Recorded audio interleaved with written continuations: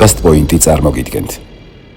ადამიანი მთელი წელი ემზადება ფინანსურად ზოგავს, წავლენ კურორტზე და მერე დიარეით მოდიან უკან წერილკივილით. რატომ უყვართ ბაქტერიებს ესე განსაკუთრებით ზაფხული? სტერეოტიპია რომ გავცივდი და არასდროს არ გამიგია რომ გავთბი თუ გავცხელდი და ამის გამო დაცუდად ულტრაისფერი სხივების ფონზე ინფექციური დაავადებების მიმართ მგრძნობელობა მატულობს. რა ტიპის საკვები არის ის, რომელსაც ჩვენ მაქსიმალურად უნდა მოვერიდოთ, როგორც კი ტემპერატურა აცდება დაუშვათ 30-32 გრადუსს. ძნელად წარმოსადგენია რომ იქ იმ პირობებში ირეცხება ეს სალათის ფურცლები, როგორც უნდა ირეცხებოდეს. ზოგჯერ ინტერესისთვის შემიჭყიდია რომ არ მეკითხება ისე ხოლმე სამზარეულოში და რომ ხედავ რომ ნიჟარაში ჩაყრილია ჭურჭელი. არსებობს ეს შანსი რომ მიკროტალღულმა ღუმელმა მოკლას ბაქტერია ან მით უმეტეს ვირუსი. მაგის იმედად ვერ დავრჩებ. უცლის ჭრა, შებერილობა, დიარეის მოვლენები. ენტეროვირუსი სულ სხვა ვირუსია და ნერვული სისტემის დაავადებებს იწვევს. განსაკუთრებით მნიშვნელოვანია ფრთხილად ვიყოთ წყალთან.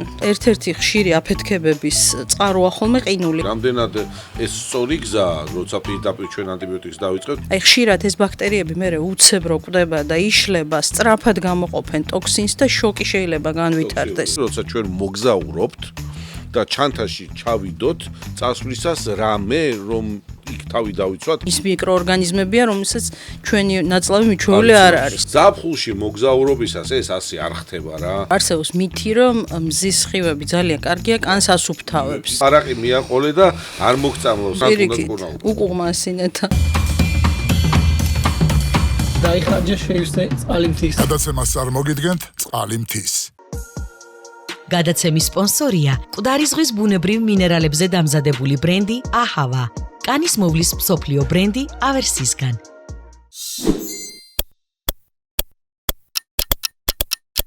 გამარჯობა, პოდკასტი კлауд თქვენთან ერთად არის, ზაფხული დადგა, ცხელა. შეგახსენებთ რომ ჩვენი კასტები იწერება პოდკასტ პოინტში, შესანიშნავ სტუდიაში ძალიან კარგ ადამიანებთან და თუ გაქვთ სურვილი ჩაწეროთ კარგი კასტები, მოდით და ჩაწერეთ.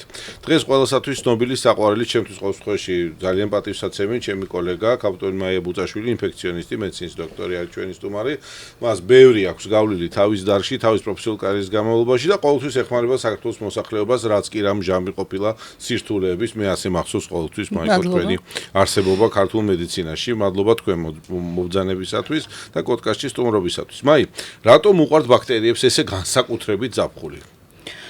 პირველ რიგში იმიტომ რომ ტემპერატურა იმატებს და მათთვის არის იდეალური გარემო რომ გამრავლდნენ. მოკლედ პირველი პასუხი ეს არის.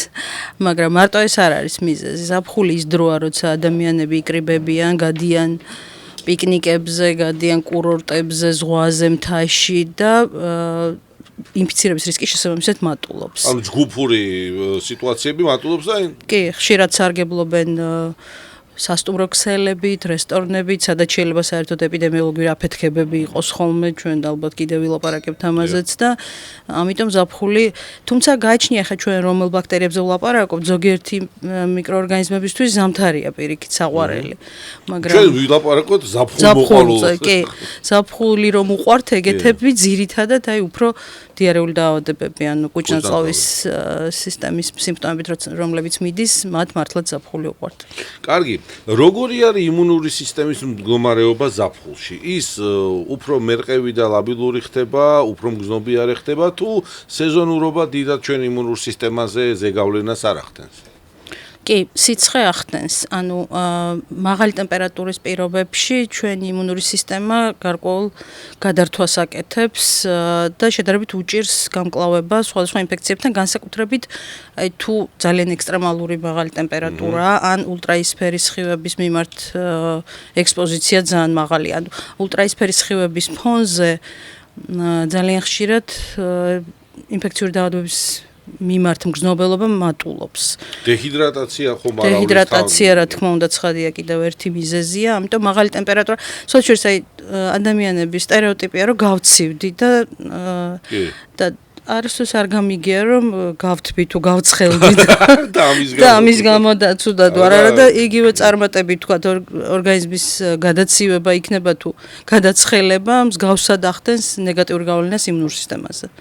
რა ტიპის საკვები, მოდი უფრო დეტალურად ავხსნათ მაიკო თქვენი დახმარებით, რა ტიპის საკვები არის ის, რომელსაც ჩვენ მაქსიმალურად შეძლების დაგვარად უნდა მოვერიდოთ, როგორც კი ტემპერატურა აცდება დაუშვათ 30-32 გრადუსს.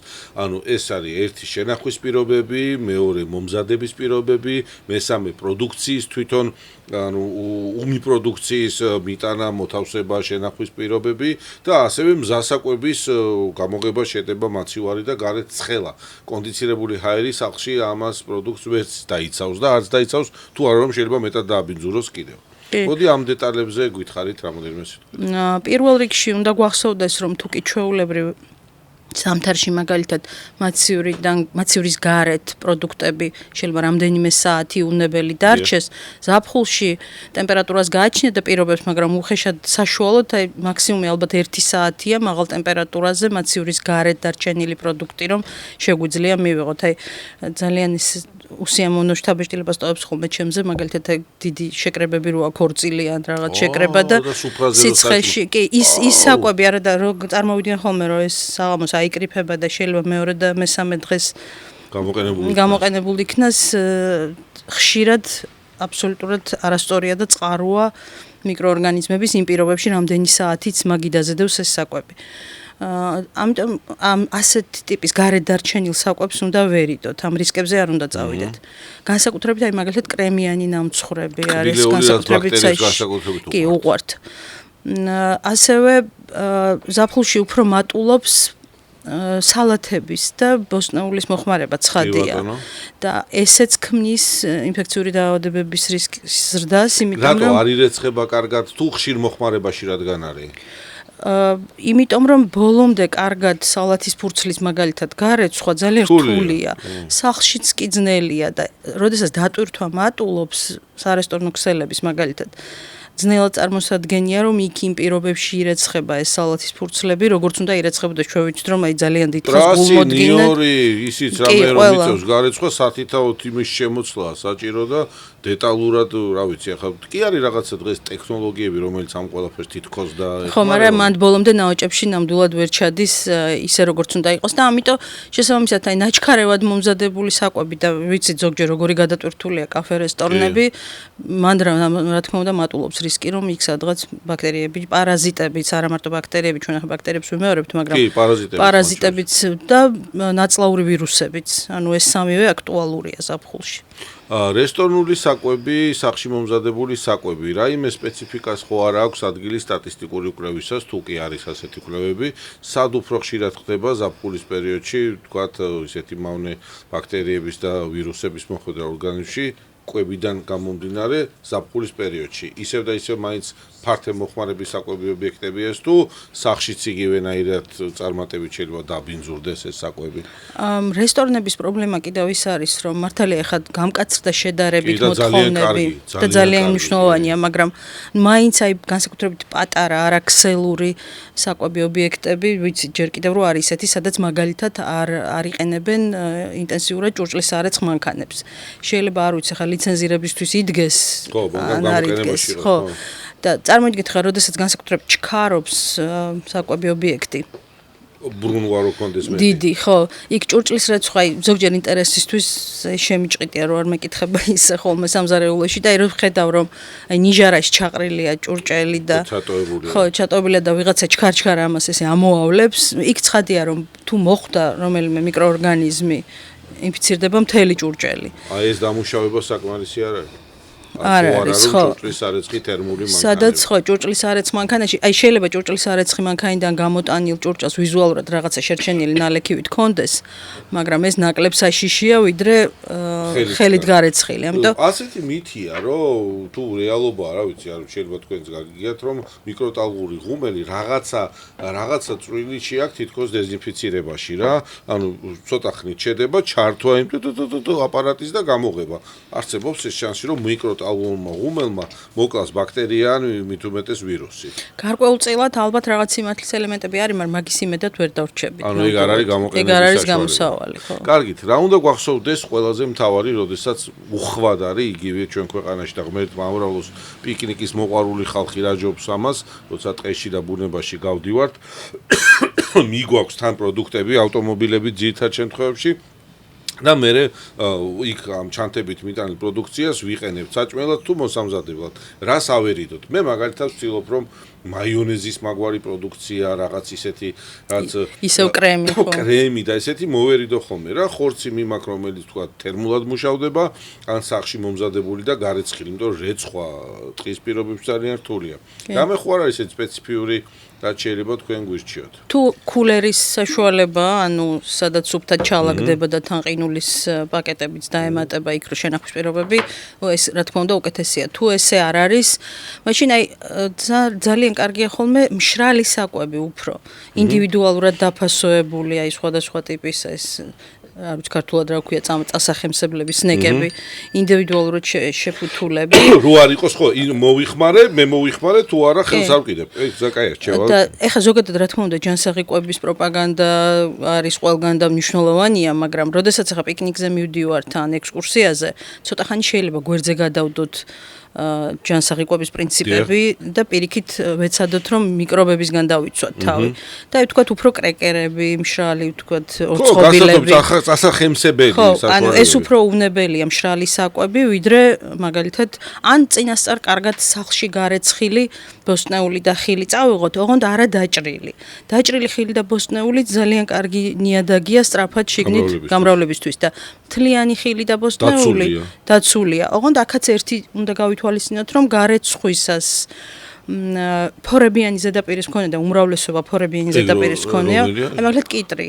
ხო, ხორკლიანი ზედაპირები. ესე გადავლება ამას არ შველის ძალიან კარგად ხელით ან იდეალურად სუფთა ჯაგრისით უნდა ხო გაიწმინდოს და ეს უკვე კარგად გარეცხილია და თუ ამას მე მაგალითად ესეთ შესაკრავიანი პარკები ხო და რაღაცა ის ჩავალაგებთ ესეთით შეგვიძლია გავიტანოთ მაგრამ კიდევ მეორე ხა თუ მაინც აუცილებლად იმ დღეს ჯანსაღი კვების პრინციპებიც გვინდა რომ დავიცვათ მაგრამ ნამეტანია ზუსტად ხო ამიტომ აი განსაკუთრებით ბავშვები რომ მიდიან ექსკურსიაზე და გვინდა რამე გავატანოთ იმ დღეს დავივიწყოთ ეს ჯანსაღი კვება ჯობია და ბავშვებისთვის საყვარელი სნეკები გავატანოთ უფრო უსაფრთხოა. კარგია, მიღებულია და კაი რჩევა ნამდვილად რა, გამოყენებადი რჩევაც არის და პრაქტიკულიც. კარგი.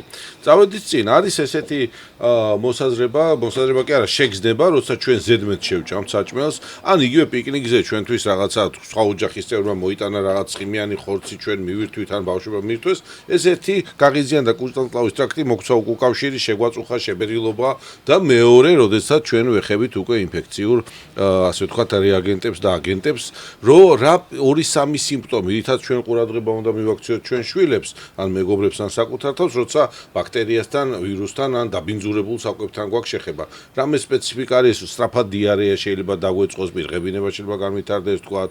თუ რას მივაქციოთ ყურადღება, რომ ეს არის რანგაშანი და ან ექიმს მიმართოთ, ან სათანადო მკურნალობა დავიწყოთ. ჩვეულებრივ როცა სტანდარტულად ადამიანს ისედაც ვთქვათ მიდრეკილება აქვს ან ქრონიკული გასტრიტი აქვს ან რაღაცა ის მიჩვეულია თავის სიმპტომებს ასე თუ ისე და დაახლოებით მსგავსია მისთვის რუტინაა. ხშირად ამბობენ პაციენტები რაღაცა დავარღვიე კვების რეჟიმი და ისე კარგად არ ვარ. მაგრამ თუ ეს არის როგორც წესი ან საკვებისმიერი ტოქსიკოინფექციას ვეძახით, რასაც ხალხი მოწამვლას უწოდებს, ხო? ანუ როცა უკვე საკვებში წინასწარ მიკროორგანიზმის მიერ გამოყოფილი ტოქსინია.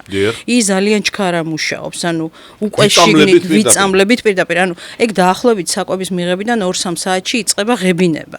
მწვავედ ვითარდება პროცესი. მწვავედ ვითარდება და ნაწლავებამდე აღარ ჩადის საკვები, უკვე პირდაპირ ტოქსინია. თუ ჩვენ ვლაპარაკობთ უკვე თვითონ ინფექციურ პროცესი, ანუ მოხდა მიკროორგანიზმი დაიწყო გამრავლება, ის უკვე მიდის ცოტა უფრო მოგვიანებით 1-2 დღე უნდა გავიდეს. და მესამე დღესაც მოგწეს სიმპტომატიკა. კი, ეს არის უკვე ინფექციური პროცესი და საკვებით მოწამვლა, ანუ ტოქსიკოინფექცია მხოლოდ ღებინებით მიდის, როგორც წესი და სიცხე როგორც წესი არ აქვს. თუ არ არის თუ ვირუსია?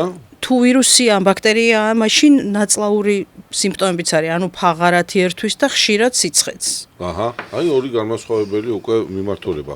პლუს ძალიან ხშირად არის, როდესაც ჩვენ ზაფხულს და ზამთარშიც არა მხოლოდ ზაფხულში, ხშირად ესეთი მსუბუქი დიარეული მოვლენები როცა გვაქვს, ვამბობთ რომ ენტეროვირუსი, რაღაცა პოპულარული ტერმინია ენტეროვირუსი, გაურბივართ აფთიაქში და მე მაგალითად ეხა არ ვიცი რეკლამაში არ ჩავთ, ენტეროლი არის ეს ცნობილი მედიკამენტი, ბავშვებიდან ჩემ ბავშვებსაც ვალევინებდით და მე რაღაცა დოზას ჩემი ჭკუით გავზდი და ყლაპავა ენტეროლს და მიხედება. რამდენად სწორია ესე თვითნებურად, როდესაც თქვა ჩივილები არის, მუცლის ჭრა, შებერილობა, დიარეის მოვლენები, რომ გავიქცემე და ენტეროვირუსია და დავლიო ესე თქვა საწინააღმდეგო. ხო, ეს ტერმინი ძალიან მეჩხერება ხომ ყავს და კარგია რომ შეიძლება ტერმინებს დიდი მნიშვნელობა არ ქონდეს, მაგრამ გარკვეულწილად ალბათ მაინც აქვს. ენტეროვირუსი სულ სხვა ვირუსია და ნერვული სისტემის დაავადებებს იწვევს. საერთოდ ნაწლავებთან კავშირიც არ აქვს. უბრალოდ რატომღაც, რადგანაც ნაწლავთან ასოცირდება და დიარეულია დაარქვეს, ხშირად ვირუსი სულ არ არის, ჯერ აქედან დავიწყოთ და ამ დაავადებებს დიდი ჯგუფს სახელად ქვია ნაწლავური ინფექციები და არა ენტეროვირუსი, რომელიც კიდევ იძახი, აი მაგალითად პოლიომიელიტის ვირუსიც ენტეროვირუსია. და ამ ნაწლავურ ინფექციებს შორის შეიძლება ბაქტერიაც იყოს, წეღანს თქვი ვირუსის და პარაზიტებიც. აი პარაზიტზე მინდა ვთქვა, ზაფხულში ასევე ხშირია, ხო? განსაკუთრებით თუ გახანგრძლივებული დიარეა, რომელსაც ვეძახით 2 კვირა და მეტი, იქ უკვე აუცილებლად პარაზიტებზე, ოღონდ პარაზიტებზე როცა ვლაპარაკობ, ის რაღაც სტანდარტული წვრილი ჭია ბავშვებს რო ხშირად აქვთ, ამას არ გულისხმობ. აი მაგალითად ჯიარდია ქვია, ანუ ლამბლია, რომელიც მაგალითად წყაროს წყლებიდან, გუბურებიდან, მდინარიდან შეიძლება. კი. ხო, ამება, კრიპტოსპორიდიაზი და ასე შემდეგ. ეგ კიდე ცალკე ჯგუფია, რომელსაც განავლის პარაზიტული კი, რომელსაც განავლის სპეციფიური ანალიზები აქვს. ასე ვლინდება, ჩვეულებრივ ესე მიკროსკოპში ჩახედით არ ჩანს. და თუ გახანგრძლივებული ფაღარათია, მაშინ აუცილებლად ესეც გასათვალისწინებელია, უნდა იქნას გამოკვლეული. შორსავედი ძალიან სხვა კითხვა იყო, მაგრამ კი, მივიყვეთ და მე დავუნდები. მოკლედ თუ და ბარემ სიტყვა მოიტანა პარაზიტებზე, განსაკუთრებით მნიშვნელოვანია ფრთხილად ვიყოთ წყალთან. წყაროს წყალი, მდინარის წყალი, დაგუბებული წყალი მეტუმეტეს. კი, დაახუფული ბოთლი. კიდევ ერთი არის ის, რომ ჯობია ხოლმე ვიცოდეთ, სად ვიყიდეთ და ის ჩვენი ბოთლი, იმიტომ რომ ხშირად ესე ქუჩაში სამწუხაროდ შემჩნეულია სიტუაციები, როცა ის ბოთლი სულაც არ არის ნამდვილად გაუხსნელი და ახალი და რაღაც კუსტარულად არის და. კი, და კიდევ ყინული, ერთ-ერთი ხშირი აფეთქებების წყაროა ხოლმე ყინულია, იმიტომ რომ ყინულს ჯობია მოვერიდოთ და აი მაგალითად თუ ვუკვეთავთ ან ვყიდულობთ, იყოს გამოღებული მთლიანი ბოთლი ან რკინის ჭურჭელი. იმიტომ რომ ის ყინული რა წყლისგან არის დამზადებული, არავინ არ იცის და ყინულთან ასოცირებული ეპიდაფეთქებები ძალიან ბევრია და ხშირია.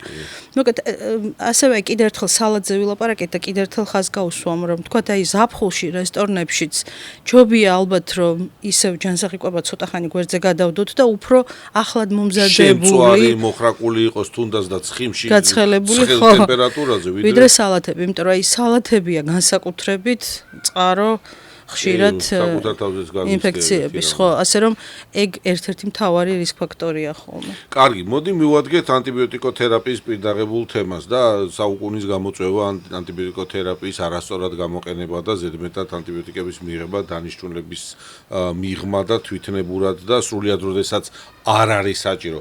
ანტიბიოტიკოთერაპია ზაფხულის ნაწლავურ ინფექციებთან ბრძოლასთან მიმართებაში. რამდენად ეს სწორი გზაა, როცა პირდაპირ ჩვენ ანტიბიოტიკს დავიწყებთ, ბავშვობაში მე ბისეპტოლს მალე ვინებდნენ, ლევომიცეტინს მალე ვინებდნენ და დღემდე ჩანთად დამაგხოლმე ეს ლევომიცეტინის აბირო, როცა ვიცი რაღაცა შეყურებები. დრო არ ამოვიღოთ ჩანთიდან. ხო, აი ეგ ჩემებზე ზუსტად მაგიტომაც ვართ ახლა თქვენთან ერთად, შენთან ერთად შეკრებილები, რომ ამაზე რაც მითებია მოვაშოროთ, ხო, რეალობას. ლევომიცეტინის ტარება აზრი აქვს? არა. აი და წეღანს ბისეპტოლის დალევაც აზრია? წეღანაც ხოლმე ეგ კითხვა იყო, დავიწყეთ რომ თქვათ ენტეროვირუსზე გადავერთე მე, მაგრამ ისევ კიდე ის წინა ვერსიები ჯობდა, ანუ ისეთი დამხმარე საშუალებები მივიღოთ ვიდრე ანტიბიოტიკები. სხვა შორის ანტიბიოტიკი როა იგივე ბისეპტოლი და ლევომიცეტინი, ბევრი ადამიანი ამას ვერ აღიქვამს, იმიტომ რომ პასუხობენ ხოლმე რომ ანტიბიოტიკი არ დამილევია და ამ დროს როგორ არა ანტიბიოტიკია და ხშირად მე როცა განხანგრძლივდება სიტუაცია და ექიმამდე მივა პაციენტი და გვინდა რომ ბაქტერიოლოგია გავაკეთოთ განავლის ანუ და ბაქტერია ის ბაქტერია იქ აღარ არის მე რასაც ვეძებ, იმიტომ რომ ის ანტიბიოტიკოთერაპია მიღებული. გარდა ამისა ძალიან საშიშია ზოგიერთი ბაქტერიის დროს ამ ტიპის წამლები, იმიტომ რომ აი ხშირად ეს ბაქტერიები მე უცებრო კვდება და იშლება, სწრაფად გამოყოფენ ტოქსინს და შოკი შეიძლება განვითარდეს. ასეთი რამეც ასე. ანუ კურნალობის ესე ანტიბიოტიკოთერაპიის. ამიტომ მოკლედ აქსიომა ის არის, რომ ღებინების და დიარეით მიმდინარე დაავადებების დრო ჯერ ისედაც ზოგადი რჩევა, რა თქმა უნდა, რომ ანტიბიოტიკებს მოვერიდოთ, მაგრამ ღებინებით და დიარეით მიმდინარე დაავადებების დროს ჩვენით არავითარ შემთხვევაში არც ერთი ანტიბიოტიკი არ მივიღოთ კურნალობა, რაც ზოგადად ძალიან რაღაცნაირი ხოლმე ადამიანები აკრიტიკებენ ეგეთი ექიმია მარტო წყალს მინიშნავსო.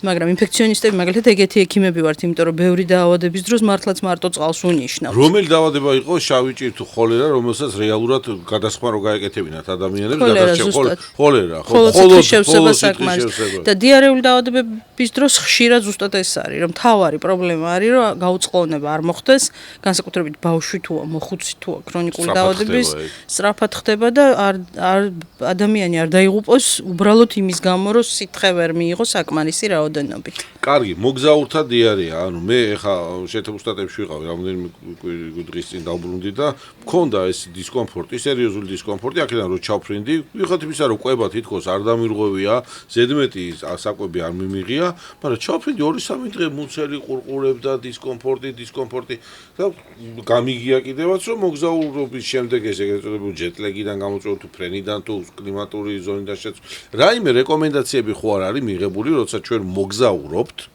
და ჩანთაში ჩავიდოთ წასვლისას რამე რომ იქ თავი დავიცვათ, რაც მტკიცებით მედიცინაზე არის დაფუძნებული. თუ არ არსებობს და ისევ სიმპტომურად მივხედოთ ჩვენ თავს. პირველ რიგში აქ გააჩნია რომ რომელ ქვეყნებში მოგზაურობაზე ვლაპარაკობთ, ხა ამერიკის შეერთებულ შტატებში აქ უფრო ზუსტად თქვენს მიერ ჩამოთვლილი მიზეზები იყო, ანუ ორგანიზმის გადაძაბვა, გადატვირთვა. გადაღლა, მაგრამ განვითარებად ქვეყნებში ზოგიერთ აზიის ქვეყანაში, აფრიკის ქვეყნებში მოგზაურობისას იქ ინდოეთი, დიახ, იქ განსაკუთრებით აქტუალური იყო სხვა თემა მოდის, ანუ ის მიკროორგანიზმებია, რომელსაც ჩვენი ნაწლავი მიჩვეული არ არის.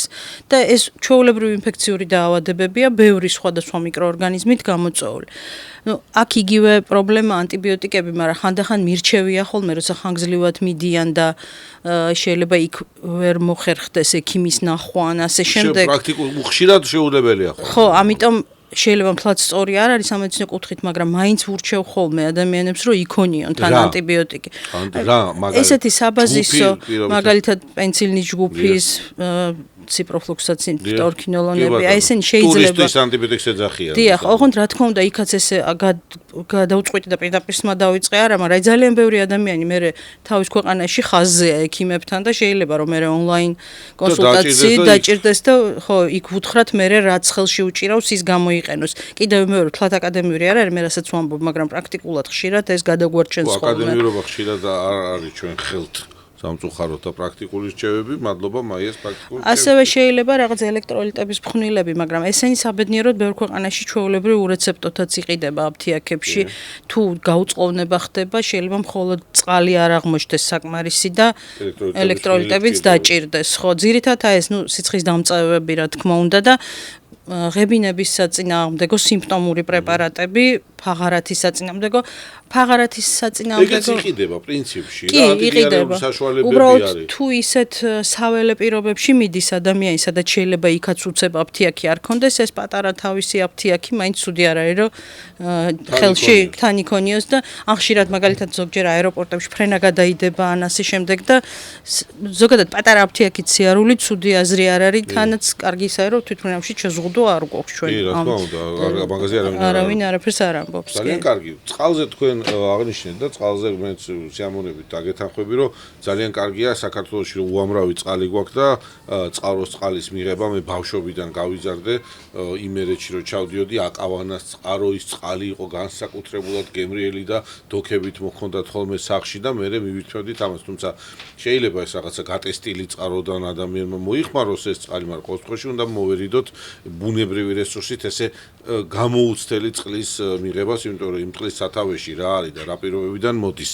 ეს ძალიან ხშირად მსხვილფეხარქოსანი საქონლის დაბინძურებულია, ხო და აი ზუსტად წყაროს წყალი ერთ-ერთი ყველაზე ხშირი წყაროა, მაგალითად პარაზიტული დაავადებების. მადლობა ამ შევისთვის კიდევ ერთხელ, მაგრამ ჩვენ გვაქვს წყალი მთის პატარა სარეკლამო რა გვექნება, შემოგთავაზებ, დაგისხამ მაია ისევ წყალს. ეს არის მინერალური გაზირებული ახალი პროდუქტი Coca-Cola Bottles Georgia's მიერ მოწოდებული, რომელიც არის ბრომატის გარეშე. ეს მნიშვნელოვანია, აქვე გავახსენოთ ჩვენს მაყურებელს შვედი ერთგული სპონსორი, მადლობა მათ. ეს არის აჰავას თავის მოვლის საშუალებები, როგორც იცით, აჰავა ერთიანებს მკვდარი ზღვის 21 მინერალს, უზრუნველყოფს კანის ინტენსიურ დატენებას და გვეხმარება მისი ელასტიურობის შენარჩუნებაში. პოდკასტი კი როგორც ყოველთვის იწერება პოდკასტ პოინტში შესანიშნავ სივრცეში, კარგ ადამიანებთან ერთად და ყველა მომსახურებას გთავაზობთ ეს ჯგუფი, თუ კი მოგინდებათ აქ ჩვენთან ჩაწერა თქვენი ვიდეო კასტების და პოდკასტების. მაი ультраისფერის გამოსხივება და კანის მიკრობიომის ზრდის თუ არა ეს ინფექციების რისკს, თქვათ, ჩვენ მზეზე ვართ, ვოფლიანობ სულ მუდმივად, მერე ბუნებრივია ხა ხელის კონტაქტი და ხელის დაბანაზე საუბარი სულ მიდის და სულ უნდა ვილაპარაკოთ ამაზე, რომ რაც უფრო ხშირად დავიბანთ, საპნით დავიბანთ, დავიმუშავებთ, მით უფრო დაცულები ვართ, მაგრამ ზაფხულში მოგზაურობისას ეს ასე არ ხდება რა. ეს ოფლიც არის უხვად, ტანსაცმელი შეიძლება ვერ გამოიცვალო. ეს თუ არის კიდე დამატებითი რაიმე რისკის შემცველი მომენტები, რომელსაც ყურადღება უნდა მივაქციოთ. კი, ძალიან კარგია რომ ყურადღება ამას გავამახვილეთ, იმიტომ რომ არსებობს მითი, რომ მზის სხივები ძალიან კარგია კანს ასუფთავებს. მიწხები, დავიზაგრები და ასე. და ადამიანებს ჯერათ რომ თქვათ აი განსაკუთრებით აკნესკენ მიდრეკილება აქან გამონაყრები, ჯერათ ხოლმე რომ კანი გასუფთავდება ультраისფერ სხივებზე. ამ დროს ზოგჯერ პირიქით არის. შეიძლება რაღაც თქვათ პოზიტიური გავლენაც ვიღაცაზე იქონიოს, მაგრამ უფრო ძირითადად ультраისფერი სხივები, იგივე სიცხე, ჩვენი კანის ბუნებრივ ფლორას, ანუ ჩვენს მეგობარ ბაქტერიებს კანი ერთ-ერთი იმუნიტეტის ერთ-ერთი ნაწილია, ხო, ადგილობრივი იმუნიტეტი და დამცველობითი. და ამაში ძალიან ბევრი ფაქტორი მონაწილეობს და სიცხეზე და ультраისფერ სხივებზე ეს ბალანსი ირღვევა ხშირად და ჩვენთვის არასასურველი მიკროორგანიზმები ლიდერობენ წინა პლანზე მოდიან და ამან შეიძლება გამოიწვიოს კანის სხვადასხვა დაავადებები. მაგალითად, ინფექციური დაავადებები, ჩირქოვანი ინფექციები, რომელიც მე ძალიან ხშირად ძნელი მოსაცილებელია ხოლმე. ამიტომ ისევ და ისევ უნდა მოვერიდოთ ультраისფერ სხივებს მაქსიმალურად და კიდე ერთი ზოგჯერ როცა დამწრობასავით არის კანი ვიცით რომ ძროება იქერცლება აქაც უკვე მექანიკური ბარიერული ფუნქციაც ირღვევა კანის და ჩვენ კიდე ხელით შეიძლება ეს დამატებით დავაბინძუროთ. კი და შეიძლება შეიჭრას ისევ მიკროორგანიზმები და ამიტომ მოკლედ ძალიან ფრთხილად უნდა ვიყოთ. ეხლა უყურეთ ესეთი კითხვა როგორც ცნობილ ინფექციონის და ვირუსების ასე ვთქვათ რა უდიდესი გამოცდილების ქართველ ექიმს ჰერპესის ვირუსები ხო რამხელა ჩამონათვალი აქვს ცალკე მაგ ვირუსებს მაგრამ ჩვენთვის ტიპური და ისეთი ძმაკაცურად ნაცნობი ეს არის მაინც კანის ფორმები როცა ვლინდება გამწვავების პროცესში ეს საზღვაო სეზონისთვის ეს არის კლასიკა როდესაც მაღალი ტემპერატურა, მზე, რუჯი, სტრესი და ამოხტება და პრაქტიკულად, რა ვიცი, ხა ზღვის სანაპიროზე რო გაერო, შეიძლება 100-დან 20%-ს ჰქონდეს რაღაცა სახის გაღიზიანება და ეს არის ზუსტად ის ვირუსი, რომელიც ასოცირდება გაციებასთან ბჭყალებში და ასევე სტრესულ მდგომარეობებთან. რა პრევენციული ღონისძიებები არსებობს? თუ კი არსებობს, ამას წინათ ერთმა კოლეგამ მითხრა, რომ როგორც კი ესე ამოაყრისო ადამიანს ანტივირუსული საშუალება უნდა მიიღოს რაღაცა ხა სახელებს არ ვიტყვი რაღაცა პრეპარატი იმავდროულად და თან ადგილობრივად მკურნალობა დაიწყოს, წყლისგან უნდა დაიცვას თავი, მოკლედ, აი მანდ გითხარი შენი რჩევები. ზოგადად ვისაც აქვს მორეციდივე ჰერპესი, მიჩვეულები არიან და ზუსტად იციან ხოლმე რას ემთხვევა მათი გამწვავებები და ეს ერთ-ერთი ყველაზე ხშირია ультраისფერის სხივები, ზუსტად ზღვაზე წავედი და გამიმწვავდა ეს სტანდარტული. ამიტომ ეს ადამიანები იძულებულები არიან და ასეც უნდა მოიქცნენ, უნდა მოერიდონ მაქსიმალურად ультраისფერ სხივებს, იმიტომ რომ აი საკმარისია მოხდნენ მზეზე და ამოყრის. მკურნალობაში რაც შეეხება ანტივირუსულს, მანდაც ახლა ყველა გამწვავებაზე ზოგჯერ არ ვნიშნავთ, მან თავისი ზღვარი აქვს რაღაც, მაგრამ ისევ და ისევ ანტივირუსული ადგილობრივი მალამოები, მათ სულ ჩანთაში უდევთ ისედაც და აუცილებლად თან უნდა კონდეთ, რომ როგორც მარტო გამონაყარს არ უნდა ელოდნონ, ძალიან ბევრმა წინასწარი იცის უკვე რაღაცა ქავილი ეწყება, ოდნავ წვა. კი, და აი მაშინვე უნდა ჩაერიოს, გამოიყენოს ის მალამო, ნუ რა თქმა უნდა ექიმთან შეთანხმებული უნდა იყოს, ზოგჯერ ვეუბნებით ჩვენ თვითონ, ვისაც ხშირი აქვს, რომ თან იქონიოს ანტივირუსული საშუალება, რომ სადღაც თუა წასული, იქ მერე ექიმი არ ეძებოს და ასე შემდეგ და შეიძლება მართლაც ასეთი რჩევაც ხშირად მივცეთ ხოლმე, რომ თან იქონიოს პერორალური დასალევი მედიკამენტიც და მაშინვე დაიწყოს. პრევენცია სამწუხაროდ მხოლოდ ეს არის, რომ შეძლების დაგვარად მოერიდონ სტრესულ ცხელ ან ультраისფერ სხივებს, კი. წყალი, მდინარეები, ტბები, ზღვა, დასვენება. ყველას გვინდა, როცა გვცხელა, წყალთან ახლოს ვიყოთ, ჩავხდეთ, ვიცუროთ, ტბები იქნება ეს. ეხლა მე არ დავასახელებ ტბებს, მაგრამ ხანდახან მიგვყვის ხოლმე იქ ბავშვებს როგორ უშვებენ საერთოდ იმ ტიპის ასე ვთქვათ დამდგარ წყალში, რომელიც დგას და იქ არც გადინება ხდება და აუ თან ცხოველების შესვლა ხდება, იქ ძაღლები წურავენ. ნუ ახლა არ მინდა რაღაცა რეგიონებს და ადგილებს შევეხო, ზედმეტად გამოიწვიოთ ადამიანების გაღიზიანება, მაგრამ მოდი როგორ დავიცვათ თავი ისევ და ისევ, რა ვქნათ, რამე რო ამოვალთ ხაფში გავიქცეთ მერე, იმიტომ რომ გინდა არ გინდა მაინც გიწევს ამ წყალსაცავებში თუ ტბებში თუ მდინარეებში შესვლა. მდინარე კიდე კაი გამდინარე წყალია, ზღვა კიდევ კარგი, მარილიანი წყალია და შეიძლება რაღაც თავდაცვის მექანიზმით ის მეტნაკლებად გიცავს ასეთი დაბინძურებისგან, მაგრამ რა საფრთხეებია წყალში? არა დასალევ, არამედ უკვე ცურვის და სიამოვნების. აუზებიც არ უნდა დავაყენოთ. პრინციპში ჯერ შეიძლება ჩვენ ისიც ვახსენოთ, რომ ეს წყალი პირში შეიძლება მოხდეს პირველ რიგში. ამიტომ აი ყოველთვის ბავშვებს წინასწარ უნდა ყოველდღე გავუმეოროთ აუზისში ჩასვლის წინაც თუ ტბაში, რომ მაქსიმალურად იქ სიცილკისკისი ადგილი არ არის და არ ყვა, იმიტომ რომ აი ბავშვებს ძალიან ხშირად პირი ღია აქვთ, ხშირად ხედავ რომ ზოგი პირი დალევს კიდევაც და რა ვიცი მე. აი ამ დროს ძალიან მაღალია ინფიცირების რისკი, იმიტომ რომ თუნდაც აი ჯერ დავიწყოთ იქიდან, რომ ვიზუალური ინსპექციას რასაც ვეძახით მშობელმა ბავშვზეც თუ ალაპარაკი, ეგ აუზში თუ ახლა ვიზუალური ჭუჭყია და არ მოგწონს და მღვრია წყალი, ეგეთში საერთოდ არ ღირს. მაგრამ ისედაც ახლა ვიზუალურად მოწესრიგებულ აუზშიც კი შეიძლება იყოს მიკროორგანიზმები, თუ იქ კარგად არ არის დაცული ქლორის კონცენტრაცია და ასე შემდეგ და ამიტომ კიდევ მე რომ ბავშვს ყოველთვის უნდა ვაფრთხილებდეთ, რომ პირი იყოს დახურული და არ მოხდეს დაჭრილმომნელებელ სისტემაში. რაც შეეხება კანის ინფექციებს, ყველა შემთხვევაში ამოსვლისას შხაპი აუცილებელია. ასევე დიდი ხნის განმავლობაში სველი საცურაო კოსტიუმით ყოფნა ცუდია, იმიტომ რომ მაგალითად სასქესო ორგანოების მიდამოში კანდიდა სოკოს რეაქტივაციას იწვევს და ბევრმა იცის, რომ ზღვაზე ყოფნის მერე ეწყებათ ქავილი და ეს იმის დამსახურება ხშირად რომ სველი საცურაო კოსტიუმით დიდხანს არიან, ეს უნდა იქნას ნიადაგი ხო თბილა, ნოტიოა და ამიტომ ამოსვლისას შხაპი გამოცვლა და მშრალი ტანსაცმლის ჩაცმა არის ერთ-ერთი პრევენცია. საკუთარ თავი შვილები მიხედვა, ამოვედით, შხაპი მივიღეთ, საპნით დავიბანეთ და გამოვიცვალეთ და ჩავიცვით შრალი. კი, აუცილებლად საპნით, ხო. ჩამობანა არ შველის ხოლმე ხშირ შემთხვევაში.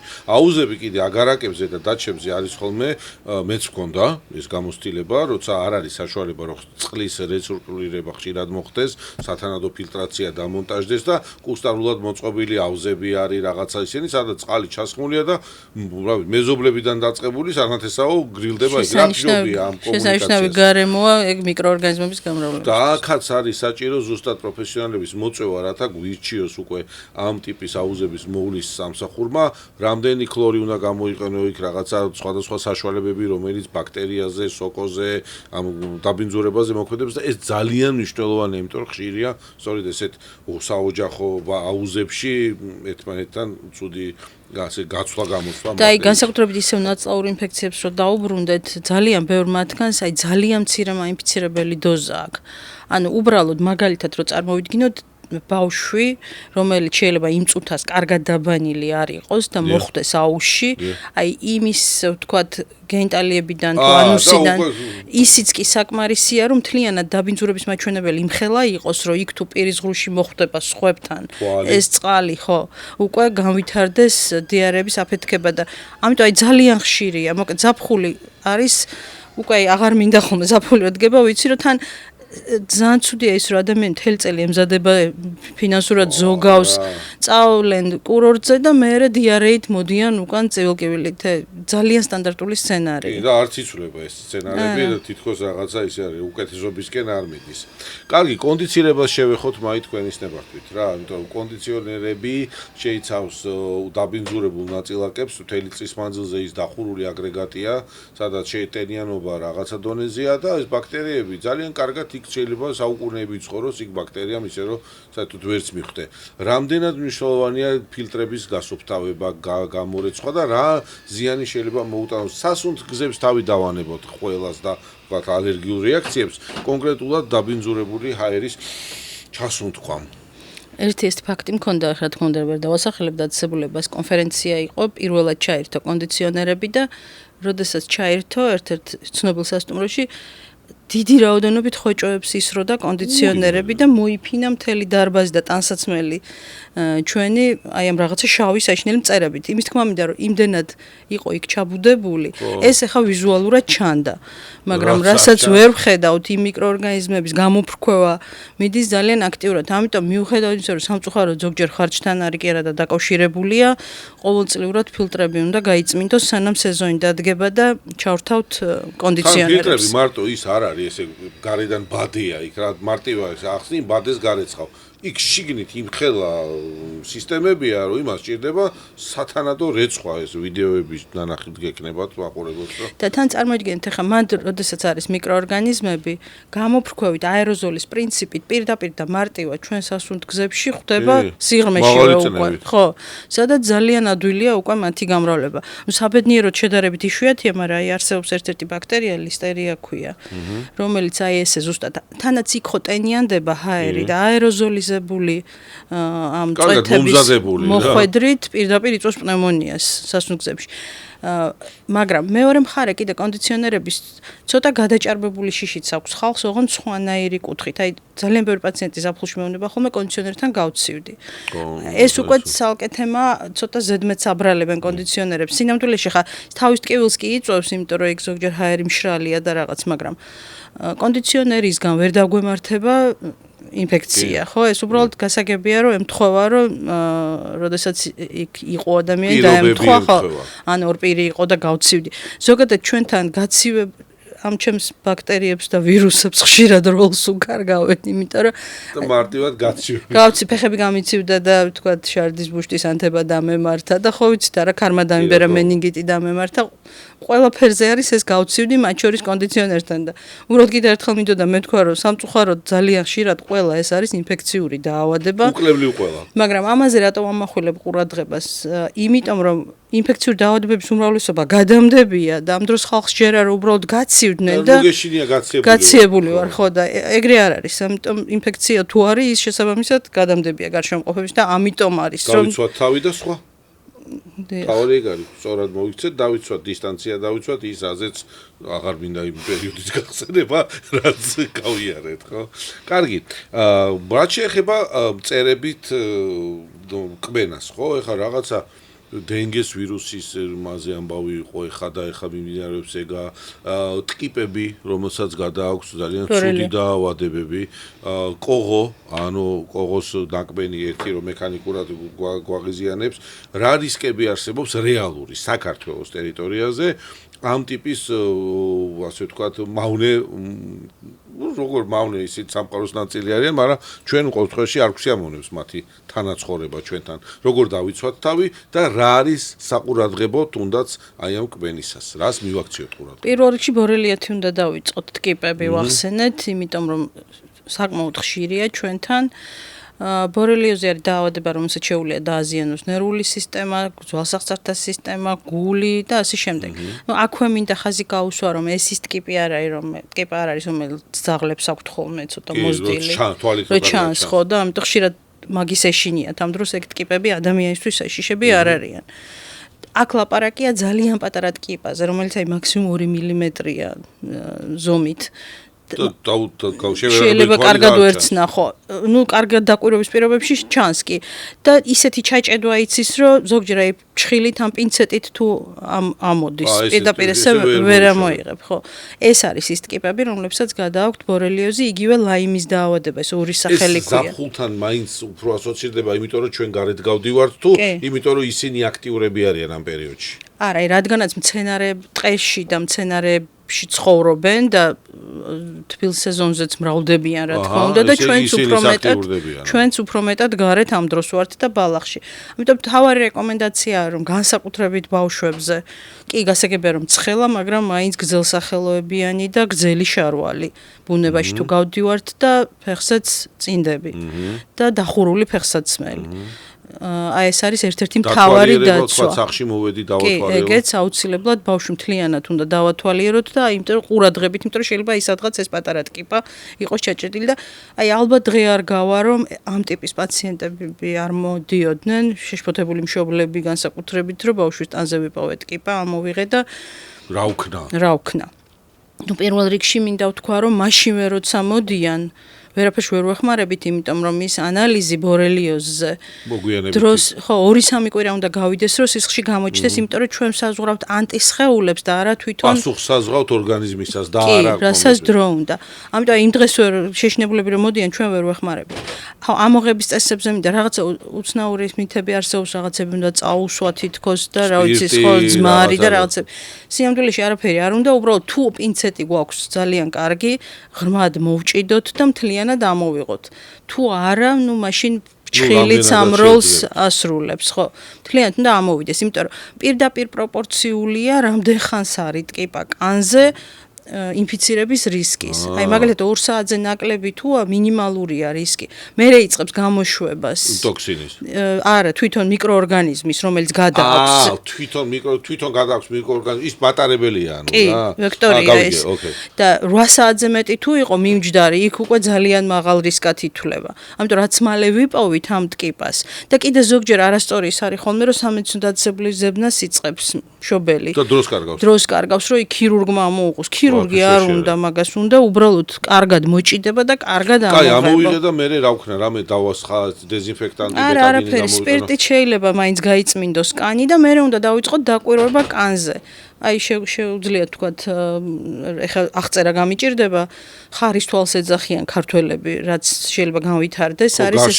ხო, ჯერ წითელია, მერე თეთრი რკალია და მერე წითელი რკალია. აი Google-ში თუ დავძებნით, ლათინურად erithema migrans ქვია. ოღონდ აი ეს შეიძლება ხოლმე რომ ნაკბენის ადგილზე უყურებენ. ნაკბენის ადგილი არ არის აუცილებელი. ორგანიზმის ნებისმიერ ადგილზე შეიძლება გაჩნდეს ეგ ელემენტები. ეს იმიტომ რომ უკვე მოქმედება დაიწყო იმ პარაზიტმა და თან მიგრირებადიც იმიტომ ქვია რომ შეიძლება ერთ ადგილზე გაჩნდეს, მერე სხვაგან გაჩნდეს. ანუ ის არ არის გინდა თუ არა ნაკბენთან და პირიქით ნაკბენთან უფრო ხშირად არ არის. ეს იმიტომ დამთხევა მაგისი ძალიან ძნელია, ხო.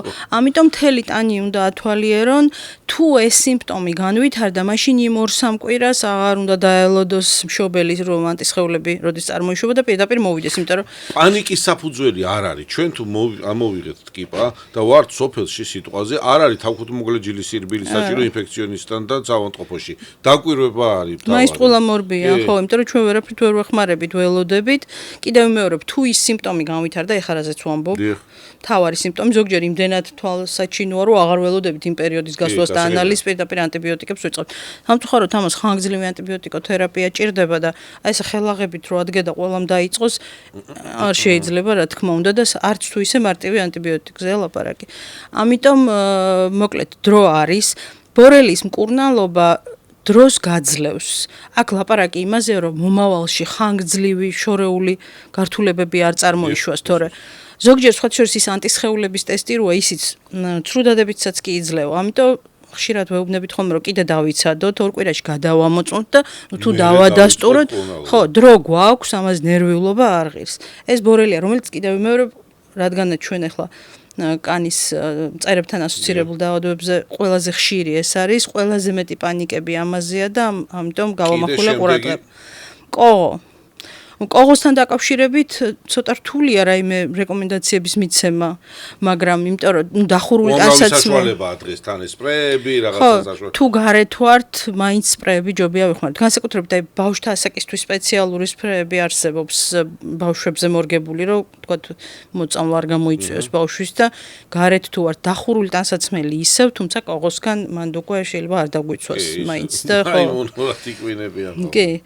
ვა, კარგი ზიკი, ფუტკარი, მორე მიგითხარი მაგალითად. ფუტკარი და კრაზანა ცალკე აღებული ინფექციების გადამტანი მწერები არ არის. აქ უკვე ალერგიაზეა ლაპარაკი და თუ არასოდეს არ უკბენია, არ ვიცით ალერგია აქვს თუ არა ადამიანს.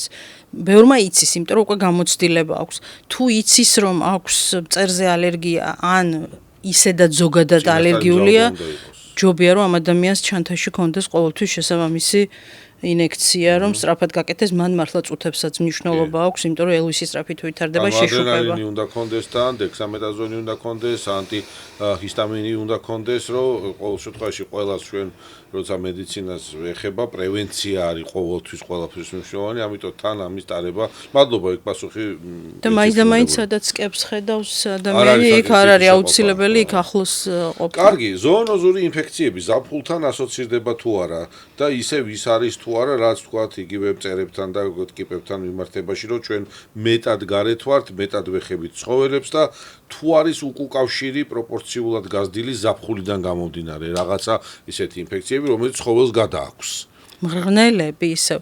ნუ მწერებს ფაქტურად დავფარეთ, მაგრამ მწერების ბოლომდე დაფარვა ჩვენ შეუძლებელია ეს თემა. საქართველოს რეალობაში დავჭით მაინც უფრო. მღრღნელებსაც უამრავი ინფექცია გადააქვს და ზაფხულში მღრღნელებიც ძალიან აქტიურდებიან, თქვათ, მრავლდებიან. და ნუ აქ ძალიან ფრთხილად უნდა ვიყოთ, რომ თუ ვიცით, რომ სადღაც თქვათ, მაგალითად, აი პირობითად ბავშვი ჭამს გარეთ, ხო? მეთვალყურეობის ქვეშ უნდა იყოს, რომ სადღაც ჩამოდო საკვები, მე მიუბრუნდა უკან, დარწმუნებული უნდა ვიყოთ, რომ იქ რამე არ იყო.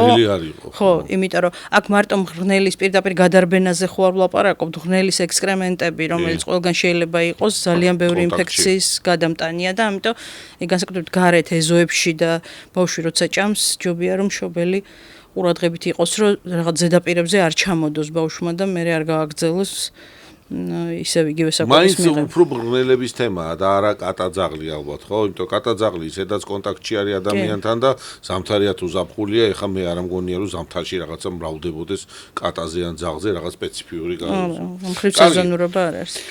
წლევანდელ სეზონზე რა მოლოდინებია? შაშანიდელიდან გამომდინარე ვთქვათ, თუ რაღაცა ახალი გამოწვევა ხო არ გამოჩნდა ქართულ ჯანდაცვის სისტემაში, რასაც თქვენ აკვირდებით როგორც მოქმედი ინფექციონისტი?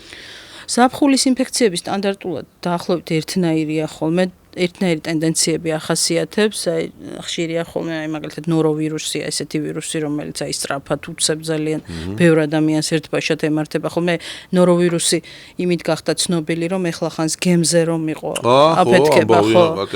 და რაღაც ადამიანებს შეეშინდათ რაღაც ახალი წყობთ. არა, ეს ერთ-ერთი ის ვირუსია, რომელიც საქართველოში ძალიან ხშირად ემართებათ და ხშირად აქვს აფეთქებები, აი ესეთ განსაკუთრებით ორგანიზებულ დაწესებულებებში, სასტუმროებში, გემზე მოხდა ეგ და რესტორნებში და ასე შემდეგ. გემებზე მანამდეც მომხდარა ეს ცნობილი. კრუიზებზე ცნობილია აფეთქებები, იმიტომ რომ ძალიან დახურულია ეგ სისტემა და ეს ერთ-ერთი ყველაზე ხშირია ადენოვირუსი, რომელიც სასუნთქი გზების სიმპტომებსაც შეიძლება იძლეოდეს, აი ერთდროულად თუ მაგალითად ადამიანს თან ახველებს, სიცხე აქვს, დიარეა აქვს, ხშირად ეს ადენოვირუსი. ნუ ყველაზე ტიპიურია თვალიც, კონიუნქტივიტიც, როცა აქვს, მაგრამ ზოგჯერ თვალი არ არის ჩართული და საკმაოდ გახანგრძლივება იცი, აი მაგალითად პაციენტს თუ აქვს თქვათ რაღაცა 1-2 კვირა ახველებს, ტემპერატურა გაუგრძელდა, თან დიარეა, ეჭვია ადენოვირუსზე და ძალიან ადვილი სადიაგნოსტიკოა განავლის ანალიზით. და ნუ სტანდარტული სალმონელა. სალმონელას რაღაცა პატარა აფეთქება ეხლა ხანს გქონდა სხვა შორის ძალიან ნუ რასთან არის კავშირში ეს? აი რატო არის ხოლმე ეს? რამე რაღაცა განსაკუთრებული პირობები იქნება, მიკროკლიმატი იქნება. აი სალმონელას აფეთქება იყო. რასთან შეიძლება? ამას მე ეპიდემიოლოგები იკვლევენ ხოლმე და ხშირად მიაკუთვნებენ მაგალითად ზოგჯერ ერთ საკვებ ობიექტს. ხა კონკრეტული აფეთქების კერიდან ხდება ხოლმე. ხშირად ასეა, კი. გავიგებ, всё, ეხა გავიგებ. და მე უკვე შეიძლება ჯაჭურად ადამიანიდან ადამიანზეც გადავიდეს. კარგი. ის თავდაცვის საშუალებები, რაც კოვიდის დროს ესე ყველასათვის ცნობილი გახდა, ეს ნიღაბი, ხელთათმანი, დამუშავება.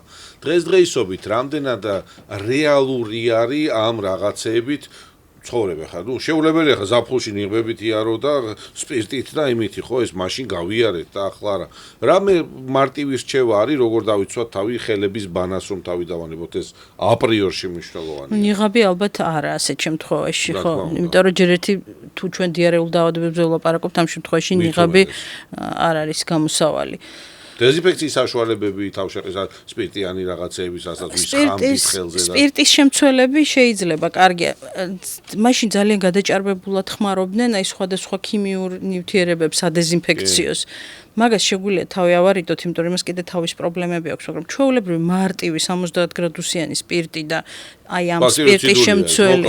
ხო, ეგ შეგვიძლია თან ვიქონიოთ და თუ ხელის დაბანის საშუალება არ გვაქვს, გარეთ დავიმუშაოთ ხელები, ხო. მარტივი რჩევები ისევ და ისევ რჩება, ყოველთვის საკუთარი თავის ჰიგიენის დაცვა, ბავშვების ზედამხედველობა, ბავშვების ამ ჩვევების დაჩვევა რა, ყველამ უნდა ვასწავლოთ და შეძლების დაგვარად აუხსნათ ჩვენ ახალ თაობებს და პატარებს მით უმეტეს, რამდენად მნიშვნელოვანი არის საკუთარი თავის ჰიგიენის დაცვა, იმიტომ რომ ჩვენ მხოლოდ შეგვიძლია ჩვენი თავი დავიცვათ, იმიტომ რომ სხვა რას იზამს ეს მისი საქმეა.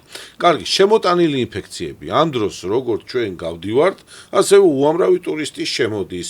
არის თუ არა რაღაცა რისკები? ამას წინათ იყო რაღაცა ებოლა, ხსენა ვიღაცა მიგ ჯანდაცვის საერთაშორისო ორგანიზაცია მოეს გააკეთაო, იქ რაღაც აფეთქება მოხდა. მე მაინც შეთქმულების თეორიებიც არ მჯერა რომ ეს ებოლა აღმოჩნდეს სხვა ქვეყანაში ან რაღაცა გავრცელდეს, მაგრამ წლევანდელ ზაფხულში ხომ არა ხართ თქვენ, როგორც ამ გუნდის წარმომადგენელი, რაღაცა სპეციფიური მზაობა ხომ არა გაქვთ, ან ხომ არ იცით ის რაც ჯერ მაყურებელმა არ იცის.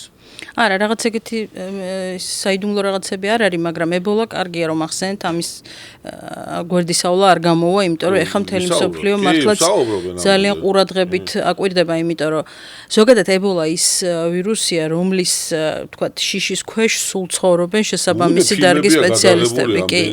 და რეალური საშიშროებაა ეს და სხვა შორის კოვიდი რო აფეთქდა რაღაც შეიძლება არასწორია სამედიცინო კუთხით, მაგრამ მაშინ ცოტა ხნის წინ ებოლას აფეთქებაც იყო და რაღაცა კოვიდი უფრო საყვარლად გვეჩვენებოდა იმ ფონზე რაც. ხო, იმიტომ რომ აბა გითხარი, მაგრამ როგორც პროფიმ ამ საქმის მიმართულებით, რა არის ეს ებოლა? აი, საინტერესო თემა, მე მაინტერესებს ძალიან. ებოლა არის ებოლას ვირუსი, რომელიც იწვევს ეგრეთ წოდებული ჰემორაგიული ცხელება ქვია, ანუ ფილმებშიც გვინახავს და ეს მართლაც ასე. დიახ, იმიტომ რომ გართულება ეგ აქვს და ძალიან მაღალი აქვს ლეტალობა, ანუ 50%-მდე აქვს. და ხშირად ზუსტად აფრიკიდან იწყება, უბრალოდ კარგი ის არის, რომ აი თვითონ მდინარე ებოლა, საიდანაც წამოვიდა უგანდაში, ახალი დამთავრებული იყო ეს ეპიდემია, ერთხელ ვიყავი მე იმ კერაზე და ძალიან საინტერესო. არა, უკვე დასრულებული იყო. სხვა რამის გამო მოხვდი, მაგრამ ძალიან დამაინტერესა იქ მერე და რომ ველაპარაკებოდით, აი სოფლის მოსახლეობამ, ბავშვებმაც კი იციან, რომ ვიღაცას თუ საიდანღაც სისხლი მოსდის, როგორ ისე არიან გაწვრთნილები, კი. აი, ისე თავხუდო მოგრეცი. კი, უნდა მოერიდოს, გვამებს წვავენ თვითონვე სასწრაფოდ და აი ძალიან ოპერატიულად აი ესეთი ლიკვიდაცია აკეთებენ. და სად ბუდობს ეს ვირუსი ესე რომ აი კვლავ დღეს არსებობს ეს რა წყალში ცხოვრობს ეს ვირუსი სადმე? არა, ზოონოზია პრიმატებში. პრიმატებსაც. კი, და ბუნებაში არის და ხშირად უცებ აფეთქდება პირველ რიგში აფრიკაში. უბრალოდ იმდენად გამახვილებულია ყურადღება რომ ეს სკაფანდრიანი ადამიანები ფილმებში ვხედავ. დასტი ჰოფმანი თამაშობს ერთ-ერთ ფილმში ზუსტად ებოლა. ეგ ებოლა არის ნაგულისხმობ, იქ სხვა რამე ქვია, მაგრამ ისე ებოლა კი, ხა იქ ცოტა გადაჭარბებულია, მაგრამ დაახლოებით მასეა სიტუაცია და ჯანდაცვის მსოფლიო ორგანიზაცია და ამერიკული CDC პირდაპირ ესე ამ სკაფანდრიანი კაცებით ჩაფრინდებიან ხოლმე ელვისის სწრაფით და ძალიან და მეორე ეპიდემიოლოგიაში ესეთი ფენომენი ცნობილია, რაც ასევე ცოტა არაეთიკურია, მაგრამ რადგანაც მალე კლავს, ეგეც იცავს კაცობრიობას, იმიტომ რომ თვითმფრინავში ჩაჯდომის და მოგზაურობის თავი აღარ აქვს, კი. და ასე თუ ისე ახლა რამდენიმე ასეული შემთხვევა უკვე, რამდენიმე ასეული. სად, რომელ კონტინენტზე? აფრიკა ხდება, ევროპისკენ ხო არ გადმოუნაცვლია ესეთი? არა, ერთი პაციენტი იწვა გერმანიაში, რომელიც უბრალოდ ამერიკის მოქალაქე იყო და გადმოაფრინეს სამკურნალოდ. ჯერჯერობით ისამკურნალობს.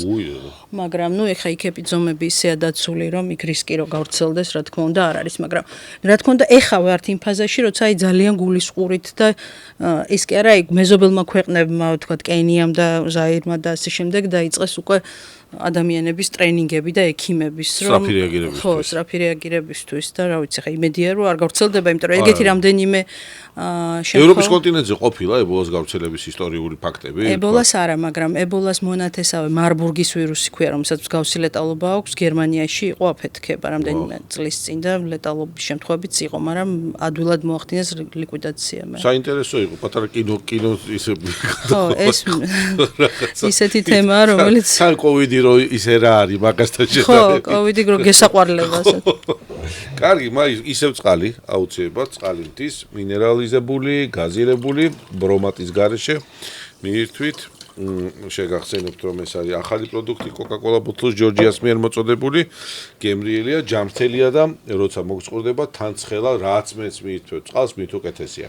მეორე ჩვენი სპონსორი, რაც თავარია გავიხსენოთ ჩვენი კომპანიონები, აჰავა თავის უნიკალური დაპატენტებული ფორმულით ოსმოტერის უზრუნველყოფს ოსმოტერის ფორმულით, ეს უზრუნველყოფს კანის ინტენსიურ დატენიანებას და ხელს უწყობს ნაოჭების წარმოქმნის პრევენციას. ასევე პოდკასტი იწერება ყოველთვის შეგახსენებთ ამას პოდკასტ პოინტში ძალიან კარგ გარემოში. ახლა კი რამოდენიმე მითქი გისმენ მაინც ამის. აი წყალზე კარგად გამახსენდა რის თქმაც მინდა სულ გაჟღერება. აბა გამოვა. ძალიან გადაჭარბებულია ჩვენთან ეს გადასხმების მოთხოვნილება პაციენტების მხრიდან. აი ვილაპარაკოთ. აუცილებლად მოითხოვენ რომ უნდა გადავუსხათ და მიყავთ საავადმყოფოში. ფიზიოლოგიური. სამწუხაროდ ზოგი რაღაც შეიძლება არაკეთილსინდისიერი კი დავარქვათ. ამით თქვათ სარგებლობენ და უსხამენ ვენაში და მე იქ სტაციონარი ზოგჯერ სულ არ ჭირდება ადამიანს და გადასხმა, აი წყალი კარგად მოიტანა სიტყვამ. გადასხმა ჭირდება იმ ადამიანს, რომელიც არ შეუძლია აღებინებს ან უგონოთ არის. თუ ადამიანი წყალს სვამს, იმას ვენაში გადაასხამთ და თუ დავლევთ 9 საათში მოხდება სისხლის მიმოქცევის სისტემაში და თუ გადავასხამთ 5 წუთში, ამიტომ და ის 5 წუთში ასევე შარდის საშუალებითაც გამოიყო. კი, და თუ გადაუდებელი არ არის სისხლს არ კარგავს და რაღაცა სასწრაფოდ არ ჭირდება, გადასხმის აზრი არ არსებობს. რის დალევას ურჩევ შენ თუ არა მინერალების, რა ქვია, მიკროელემენტ, რა ქვია მას გასულ. დეგიდრონის ჯგუფის პრეპარატები, ელექტროლიტები. გარდა ვთქვათ ელექტროლიტები არა გვაქვს ხელთ რა. მინერალური წყალი, იმიტომ რომ მე ყოველთვის ვცდილობ რომ გაზგასული მინერალური წყალი, ნებისმიერი ქართული მინერალური წყალი ძალიან კაია. უბრალოდ წყლის დალევას მინერალიზებული წყლის ეფექტურობა. ნუ უბრალოდ აი ბავშვებს არ უყვართ და ხო, გემოვნო. ნუ ჩვეულებრივი წყალიც კარგად მუშაობს, მინერალური წყალიც ნებისმიერი. ის გაზის გაყვანაც უბრალოდ თუ კუჩი დისკომფორტს არ გვიქმნის, შეგვიძლია არც ვიწვალოთ მაგაზე და პირდაპირ გაზითაც შეიძლება დავლიოთ. მაგარი რამე გამახსენდა ეხლა და მოდი ეგეც მითხრა. მე მჯერ ამის. და როგორც ვიცი, ამერიკელი ექიმი ჩვენი კოლეგები ურჩევენ ხშირად Coca-Cola-ის რეკლამა არ გამომივიდეს ეხლა, მაგრამ Coca-Cola-ის დალევას დიარეის დროს და ნაწლავური ინფექციების დროს. რატო ეს? საკუთარ თავზე, იმიტომ რომ გლუკოზის მაღალი შემცველობა შიგნით, მატონიზირებელია, კოფეინია შიგნით, არ ვიცი ხა ანტიბაქტერიული საშუალებები ნამდვილად არ მგონია იყოს, მაგრამ მე თვითონ როცა მქონია დიარეის მწვავე მდგომარეობა, მოგზაურობისას რაღაცის დროს გამომიცდია ეს ტექნოლოგია და რაღაც დადებითად მოქმედია. ან დაამსხვრე ეს ამბავი. კი, დავამსხვრევ, მაგრამ რაღაც სიმართლის ელემენტი იმ კუთხით არის, რომ განსაკუთრებით ბავშვებზე მეც მithქვამს მშობლისთვის, რომ თუ ის ევასებათ. ხო, თუ სითხით უნდა შევავსოთ და არ სვამს ცოცხალი თავით, ვენაში გადასხმა ჯობია რაღაცა სახით და კიდევ ერთი აი კრეკერები, მარილიანი კრეკერები ვეუბნებით ხშირად რომ მიიღონ დიარეის დროს. იმიტომ რომ მშრალია, მარილს ივსებს და წყალს ანდომებს. რა კაი ლოგიკაა. და ამიტომ ბავშვებს მაგ დროს ძალიან ესეთი მათთვის ხელსაყრელ რაღაც. გასართობათაც კაია. კი, და ამიტომ ნუ გავუძალიანდებით და მაინდა-მაინც ახლა მშობლებს რომ ჩვენთან გართულება აქვს სუპს არ ჭამს, სულ მეცნება ხოლმე მაგაზე. და მოხარშული კარტოფილი და აღარ არის მოხარშული კარტოფილი საერთოდ ციგნია. ჭამოს თელი დღე ბავშვმა ეს კრეკერები, არაფერი არ დაუშავდება ის 1-2 დღე, რაღაცა კალორიასაც მიიღებს. ნაწლავი არ გაღიზიანდება, ხო, კმაყოფილი გეყოლება, ასე ვთქვათ, მარილს მიიღებს, მოაწყურებს და დააყოლებს, ნუ კარგია რომ წყალი დააყოლოს და ნუ ბოლოს და ბოლოს ჯანდებას ის Coca-Cola-ს დააყოლოს, რაღაც სითხეს მიიღებს. ხო, ანუ Coca-Cola ამ დროს კარგია გემონური თვისებებით და თან ავსებს სითხეს. კარგი, დავამცხიოთ სხვა მითებიც, ეხა მზად ხარ? კი. რა თქმა უნდა, რომ მითხრო, არა, ეხა იგარგი და მითების დარღვევას Facebook-ზე ვცდილობ ხოლმე და მე რექვეში ისეთი მუშტიკრივია. არა, უშავს, ეგ არაფერი, თქვენ პროფესიონალიზმს ყოველთვის იცავთ და ეს მისასალმებელია. მითი ნომერი 1, ზაფხულში ანტიბიოტიკები უფრო სწრაფად მოქმედებენ, რადგან ორგანიზმი უფრო აქტიურია. აბსურდი. მითი. მარილიან ზღვაში ბანაობა კურნავს კანის ნებისმიერ ინფექციას. პასუხია არა. არა. ალკოჰოლი ზაფხულში კლავს ნაწლავურ ბაქტერიებს. ანუ, მოდი ახლა ამაზე მოკლე არას ვერ ვიტყვი. მოდი ეგ გითხარი რა. ანუ, როდესაც მაგალითად იყო ესეთი, რომ არაყი მიაყოლე და არ მოგწამლავს, ან რაღაცა შებერილი ვარ, გლიჯე ერთი ჭაჭა და მოდი მოთაებული. ამდენად სპირტი, ანუ ალკოჰოლი არის კავშირში ჩვენ ნაწლავურ ინფექციების პროფილაქტიკასთან, პრევენციასთან, ან თუნდაც კურნალობასთან. უკუღმასინეთა. ანუ თუ პირიქით ალკოჰოლის ფონზე ნაწლავში ბაქტერიების გამრავლების ინტენსივობა მატულობს. იმიტომ რომ ალკოჰოლი ჯერ ერთი ჩვენს იმუნიტეტს აქვეითებს, ჩვენს მეგობარ ბაქტერიებს კლავს და ინფექციური დაავადებების მიმართ ძალიან მოწყვლად ხვდის. აქ არის ლოგიკა 0 საერთოდ. აბსურდია. სოციალურ კოვიდის დროს ძალიან სასაცილო ფაქტი იყო. საფრანგეთის ერთ-ერთმა ჯანდაცვის მესვეურმა თქვა ტელევიზიით, რომ ალკოჰოლი კლავს კორონავირუსს, იმიტომ რომ ეს პირველად როდესაც ხომ არა იმ ადამიანმა თქვა, რომ დეზინფექცია სპირტი კლავს. ანუ პირველად ხო არაფერი არ ვიცოდით და ესეც მნიშვნელოვანი იყო, რომ ესე იგი სპირტი ანადგურებს და ძალიან გაგვიხარდა.